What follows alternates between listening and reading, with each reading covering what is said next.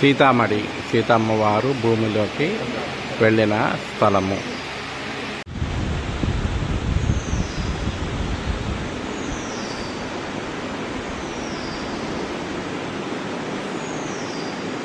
జయ గురుదేవ్ దత్త. సీతమ్మవారు భూమిలోకి వెళ్ళిన ప్రదేశము. ఓం శ్రీ సీతారామచంద్రమూర్తికి జై.